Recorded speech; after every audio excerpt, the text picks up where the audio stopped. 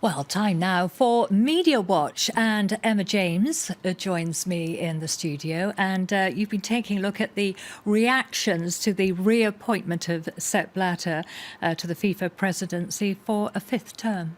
Yes, not that much surprise out there. It was what everyone was expecting to happen, but it hasn't stopped people being disappointed because there were hopes that perhaps Prince Ali of Jordan could pull off quite a coup and unthrone Sepp Blatter, if you like. One of those commenting all day on this issue was Gary Lineker, the former England international footballer, now a television presenter and very well-respected football pundit. He says, as predictable as it is depressing, all those FIFA members that voted for Blatter have betrayed the game they are supposed to cherish. Elsewhere, we've got comments like this. Let's hope UEFA's Michel Platini withdraws European nations from FIFA. They should have no part of it, World Cup or no. Now, yesterday, Michel Platini actually went on record as saying that he wouldn't rule out a European boycott of the World Cup, saying it could happen. However, some of the images that we've seen tonight don't really make that seem too likely. This is an image taken from the screen of FIFA TV shortly after Sepp Blatter was reappointed. And as you can see there, Michel Platini looking none too happy, Sepp Blatter almost pleading with him, it would appear. Interesting body language there. Very interesting. But shortly afterwards, this was the scene. More the kind of thing that we're used to seeing, a sort of sense of bonhomie and a feeling that really, although Michel Platini is saying things still have to change, it's crucial that FIFA changes, even though Sepp Blatter has remained in his post, you don't really see that much change will happen when the two of them are looking as happy as that. Prince Ali, on conceding defeat, he pulled out before a second round. He had won 73 votes, which wasn't bad going. 133 went to Sepp Blatter, 3 were spoiled papers. But this journalist who's over in Zurich has commented, has lifted a particular quote saying, there are 73 national associations out there who were really brave, and I did it for them.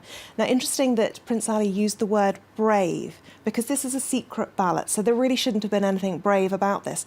But in the days before this FIFA Congress, there was a lot of speculation that basically federations fear it's not as secret as all that, and that if they were to vote against Sepp Blatter and he was then to be reappointed president, that they could suffer the consequences. Other people saying that perhaps the reason why Sepp Blatter triumphed was that maybe this was what the ballot paper looked like. Crosses or other marks placed elsewhere will not count, and the only box that you can place a tick in is the one next to Sepp Blatter. You also have this one. All of the names, Sepp Blatter, and at the bottom, Mr. Blatter, thanks you for your confidence, and a €500 note is attached. Oh dear. OK, well, other than UEFA, who are the other people hoping for action?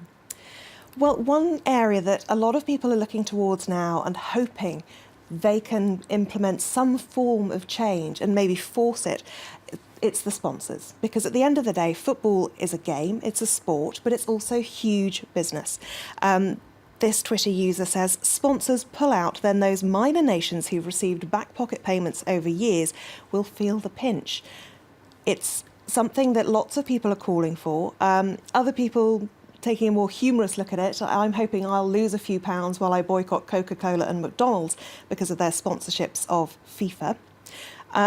But the fallout for sponsors and for business could be pretty high, because what we're starting to see a great deal of is a real attempt to discredit those businesses who are tied to FIFA. And what we've seen are these kind of anti-PR logos that are appearing, and that one is for McDonald's with the golden arches in the shape of 2 whips, proud sponsor of human rights abuses in Qatar, it says at the bottom. Visa, with an image that looks like slaves below it. Elsewhere, we've also got Budweiser, you can't be the king without slaves. And the one that I think really sticks in the mind is Hyundai. Now, what business wants that to stick in people's minds? So maybe it will work. Now, another thing that's interesting is the growth in US interest, because obviously a lot of these businesses have links to the US, and it was a US investigation that saw the arrests happen in Zurich.